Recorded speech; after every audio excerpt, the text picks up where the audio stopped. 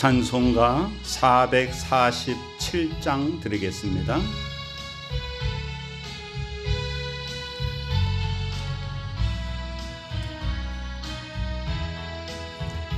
이 세상 끝날까지 주 섬겨 살리니 내 친구 되신 주여 늘 함께 하소서. 주 나와 함께 하면 전쟁도 겁없고 주 나를 인도하면 늘 안심하리라. 나 주를 따를 때에 주 약속하신 것 그 영광 중에 모두 이루어 주소서. 나 주의 뒤를 따라 섬기며 살리니 그 크신 은혜 속에 날 인도하소서. 이 세상 온갖 시험 내 마음을 흔들고 저 악한 원수들이 안팎에 있으니 주 나를 돌보시사 내 방패 되시고 내 옆에 계신 것을 늘 알게 하소서. 저 영광 빛난 곳을 주 허락했으니 그 허락하신 곳을 늘 사모합니다.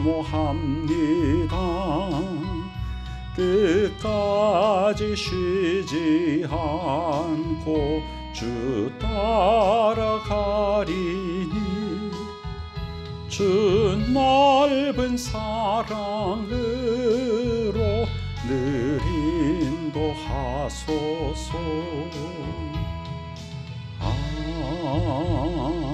아멘. 아버지 하나님의 큰 은혜에 감사드립니다.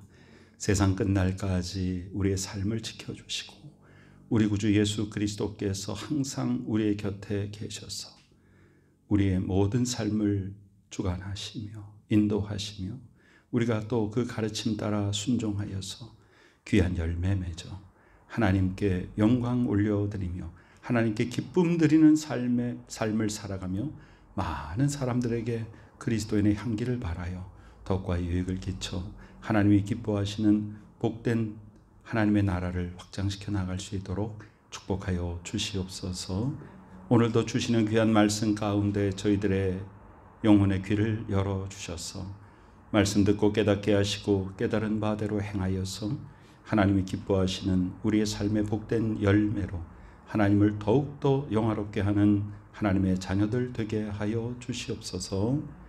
우리 구주 예수 그리스도의 귀하신 이름으로 간절히 기도드리옵나이다. 아멘. 오늘 2021년 12월 15일 수요일 저녁에 하나님께서 우리에게 주시는 말씀은 마태복음 24장 1절부터 14절까지입니다. 함께 봉독해 올립니다. 예수께서 성전에서 나와서 가실 때에 제자들이 성전 건물들을 가리켜 보이려고 나아오니 대답하여 이르시되 너희가 이 모든 것을 보지 못하느냐? 내가 진실로 너희에게 이르노니 돌 하나도 돌 위에 남지 않고 다 무너뜨려지리라. 예수께서 감람산 위에 앉으셨을 때에 제자들이 조용히 와서 이르되 우리에게 이르소서. 어느 때에 이런 일이 있겠사오며 또 주의 임하심과 세상 끝에는 무슨 징조가 있사오리이까? 예수께서 대답하여 이르시되 너희가 사람의 미혹을 받지 않도록 주의하라. 많은 사람이 내 이름으로 와서 이르되 나는 그리스도라 하여 많은 사람을 미혹하리라. 난리와 난리 소문을 듣겠으나 너희는 삼가 두려워하지 말라. 이런 일이 있어야 하되 아직 끝은 아니니라. 민족이 민족을, 나라가 나라를 대적하여 일어나겠고 곳곳에 기근과 지진이 있으리니 이 모든 것은 재난의 시작이니라. 그때 사람들이 너희를 환난에 넘겨주겠으며 너희를 죽이리니 너희가 내 이름 때문에 모든 민족에게 미움을 받으리라. 그때 많은 사람이 실족하게 되어 서로 잡아주고 서로 미워하겠으며 거짓 선지자가 많이 일어나 많은 사람을 미혹하겠으며 불법이 성함으로 많은 사람의 사랑이 식어지리라. 그러나 끝까지 견디는 자는 구원을 얻으리라. 이 천국 복음이 모든 민족에게 증언되기 위하여 온 세상에 전파되리니 그제야 끝이 오리라. 아멘. 예수 그리스도께서 성전에서 나와서 가실 때 제자들이 성전 건물들을 가리켜 보이려고 나왔다. 이 성전 건물은 3차 성전이죠. 제1성전은 솔로몬의 성전이고요. 제2성전은 포로기 이후에 스룹바벨의 성전이고요. 제3차 성전은 이제 이두메인 헤롯이 분봉왕이 되어서 유대인들의 마음을 살려고 지은 아주 의리의리한 그런 성전입니다. 성전 건물들을 가리켜 보이려고 나왔다라고 하는 것은 그 건물의 위용, 그것을 보고 있는 것입니다. 구약시대 이스라엘 사람들은 솔로몬 성전의 그 아름답고 웅장함, 그것을 바라보면서 그 건물 자체를 굉장히 신뢰한 나머지 하나님을 섬기는 바른 신앙보다 그 성전 자체를 숭배하는 데까지 이르렀습니다. 그러나 하나님께서는 그러한 백성들의 그릇된 신앙의 모습을 바로잡고자 그 성전 자체를 바벨론에 의해서 무너뜨리게 하십니다. 그래서 유대인들은 굉장히 충격을 받죠. 하나님의 성전이 무너지다니. 그래서 남의 나라의 포로로 끌려가서 회당이 세워지고 그 회당을 통해서 말씀의 예배가 70년 동안 드려지게 되죠. 그리고 나서 돌아와서 재건한 스룹바벨의 성전은 매우 초라한 그런 건물이었습니다. 그래서 70년 전에 솔로몬의 성전의 그 의리의리함을 기억했던 노인들은 무너졌던 성전이 다시 세워지는 것에 대한 감격의 눈물과 아울러 새롭게 세워지는 성전이 너무 초라해서 또 그런 것에 대한 눈물도 함께 흘렸었죠. 하나님께서는 어떤 장소, 상징, 형식 이런 것이 아니라 정말로 내면적인 우리의 심령 중심에 우러러 나오는 신령과 진정의 예배를 원하십니다. 자, 이제 이방인 헤롯이 유대인의 마음을 살려고 아주 의리의리한 성전을 짓는데 유대인들은 이 성전에 대한 어떤 일종의 한풀이 같은 게 있어서 이 성전이 의리하게 지어지니까 또 마음이 또 풀리고 놓이는 것입니다. 그래서 이 제자들 역시 이 성전의 의리의리함을 지금 가리켜 보이려고 나왔다. 자, 예수께서 이제 말씀하십니다. 너희가 이 모든 것을 보지 못하느냐? 내가 진실로 너희에게 이르노니 돌 하나도 돌 위에 남지 않고 다 무너뜨려지리라. 자, 이때가 언제입니까? 예수님이 33살에 십자가를 지셨으니까. 그런데 우리가 지금 서력으로 예수님 태어난 해부터 세어서 2021년인데 나중에 학자들이 보니까 한 4년 정도 계산이 잘못됐다 그렇죠? 그러니까 이때가 AD, 정확하게 말하면 한 29년 정도에서 30년 정도로 보입니다. 자, 그런데 딱 40년 후에 AD 70년에 로마의 티투스 장군이 이끄는 군대가 이스라엘을 쳐들어와 가지고요, 이 성전을 무너뜨리고 불태웁니다.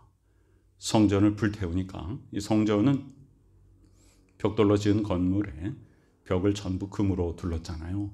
그 금이 다 녹아서 벽돌과 벽돌 사이로 들어가서 그 금을 캐내려고 로마 군사들이 그 벽돌을 다 뜯어내죠. 그래서 결국은 돌 하나도 돌 위에 남지 않고 다 무너뜨려진다는 예수님의 예언이 글자 그대로 딱 40년 이후에 이루어지게 됩니다. 그런데 그것이 이 예언의 완결이냐 하면 절대로 아닙니다. 그것은 시작입니다. 그렇다면 돌 위에 돌 하나도 남지 않고 다 무너뜨려지리라 라고 하는 것은 무엇이냐? 우리가 신봉했던 그런 건물, 땅, 재산, 사람의 몇 명이냐? 어떤 세상적인 영향력을 가지고 있는가? 어떤 형식을 가지고 있는가? 어떻게 우리가 자랑할 만한 어떤 겉모습을 가지고 있는가? 이것이 아니라 그것이 다 무너진다는 것입니다. 그것이 다 무너지고 진정한 우리의 내면의 신앙을 찾으시는 것입니다. 예배자를 부르시는데 어떤 예배자를 부르십니까? 신령과 진정으로 예배하는 자를 부르십니다.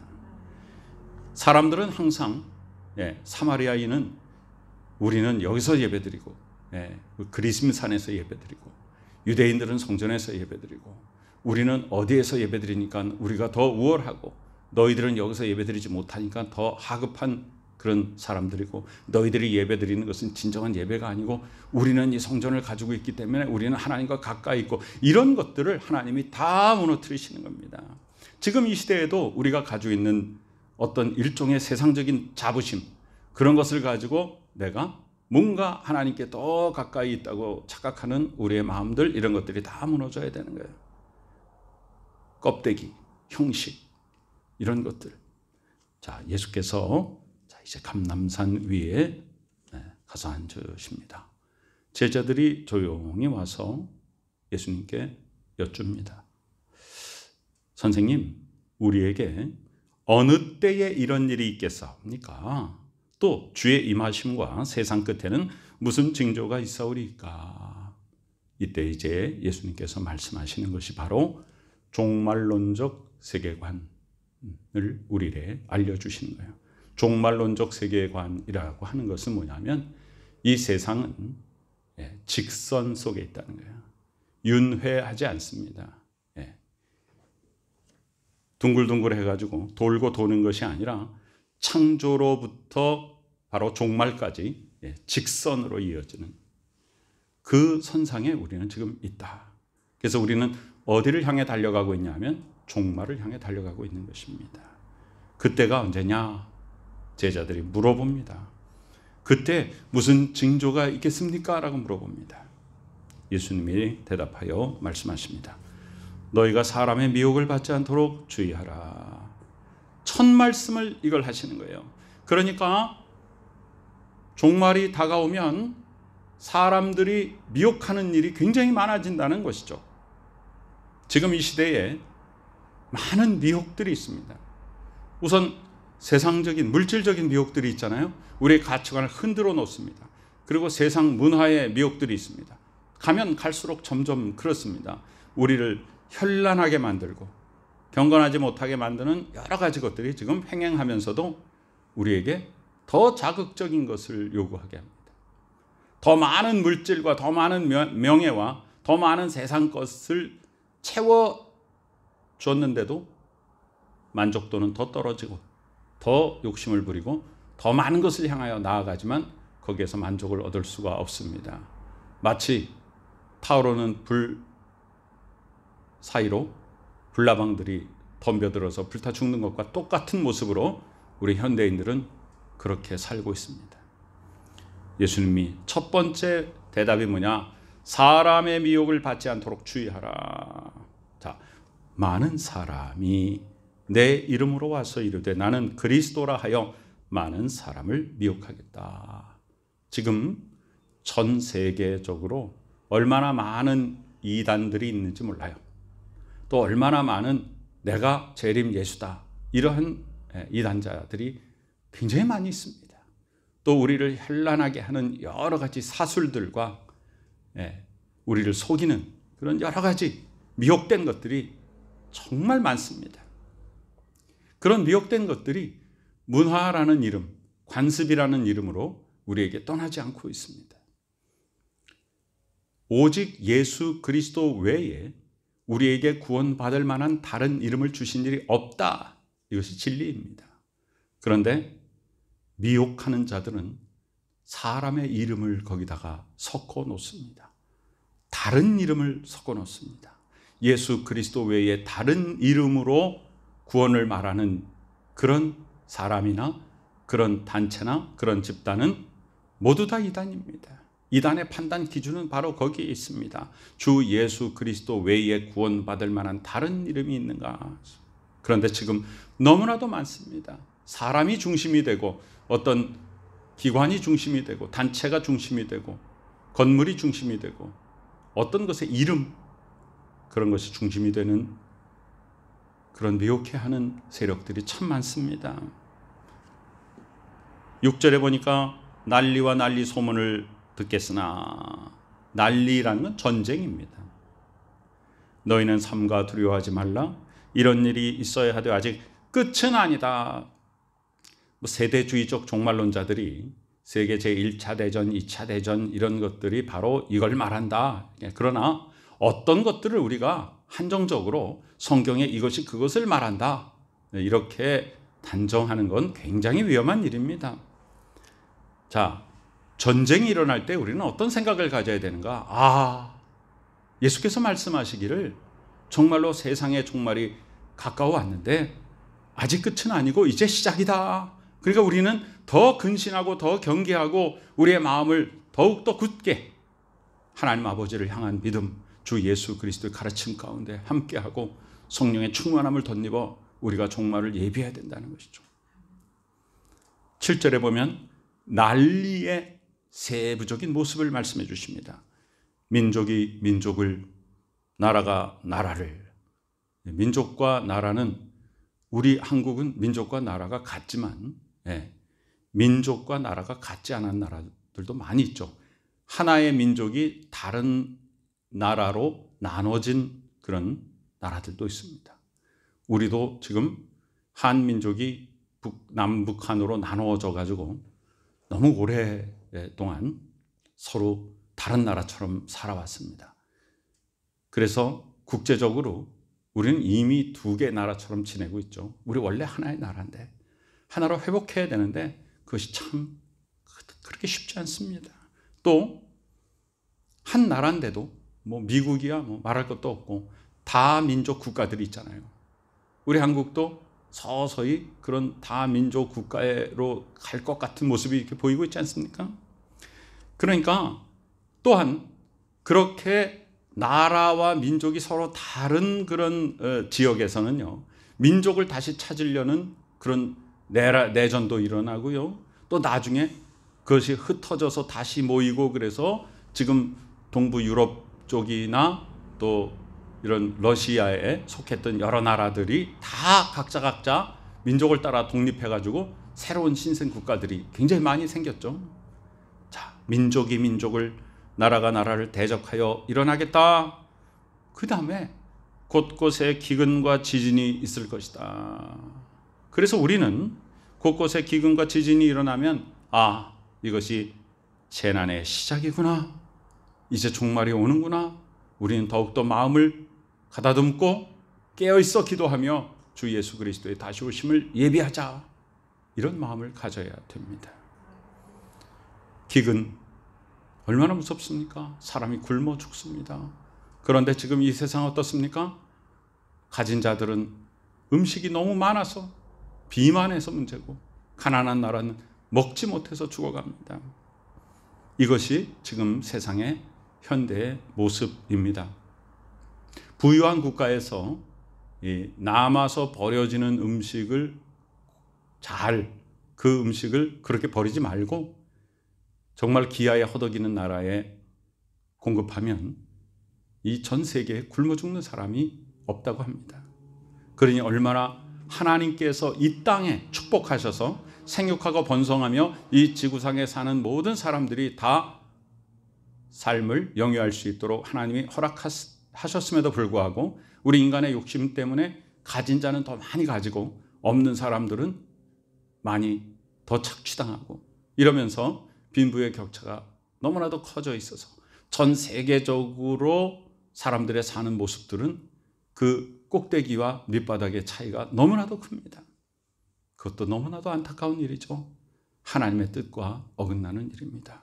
인간의 욕심으로 생겨난 결과이죠. 이 모든 것이 재난의 시작입니다. 그때의 사람들이 너희를 환난에 넘겨주겠으며 이제는 영적인 핍박이 시작됩니다. 지금까지는 물리적인 전쟁, 또 식량의 문제, 또 지진, 천재지변 이런 것들이 이렇게 일어나는데 이 다음부터는 영적인 문제입니다. 그때 사람들이 너희를 환난에 넘겨주겠다, 너희를 죽이겠다, 너희가 내 이름 때문에 모든 민족에게 미움을 받을 것이다. 그때 많은 사람들이 실족하게 되어 서로 잡아주고 서로 미워하겠다. 예수 그리스도를 믿는 것 때문에 너희가 내 이름 때문에 미움받겠다. 순수한 믿음을 지키는 것이 목숨을 걸고 믿어야 되는 시대가 온다. 그리고 많은 사람들이 배교하여서 믿는 사람을 도리어 고발하고 잡아주고 미워하고 죽이는 데까지 이른다. 11절에 보니까 거짓 선지자가 많이 일어나 많은 사람을 미혹하게 했으며 종말이 가까울수록 거짓 선지자들이 일어납니다. 마치 자기가 진짜인 것처럼 일어나 많은 사람들을 미혹합니다. 자, 구약시대에 보면 참 선지자와 거짓 선지자의 극명한 차이가 무엇입니까? 참 선지자는 이렇게 살다가는, 이렇게 하나님의 뜻에 어긋나게 살다가는 우리는 멸망한다, 그것을 선포하는 것입니다. 그러니까 백성들이 싫어하죠. 나라가 망한다는데 좋아하는 사람이 어디 있습니까? 그런데 거짓 선지자는 아니다, 멸망하지 않는다, 지금이 좋다, 잘하고 있다. 그러니까 사람들이 좋아합니다. 지금 이 시대에 아무 문제 없다, 좋다, 이런 거짓 선지자들이 너무나 많이 있습니다. 우리에게 영적인 위기의식을 갖지 못하게 만듭니다. 불법이 성행함으로 많은 사람의 사랑이 식어지리라. 자, 우리가 지금까지 살아온 삶을 한번 돌이켜보면 수십 년 전에 우리들의 모습과 지금의 모습이 얼마나 많이 달라졌습니까? 많은 사람의 사랑이 식어진 것을 느낍니다. 많은 사람과 네 것 내가 없이 막 나누는 그런 정들이 우리에게 점점 사라져 갑니다.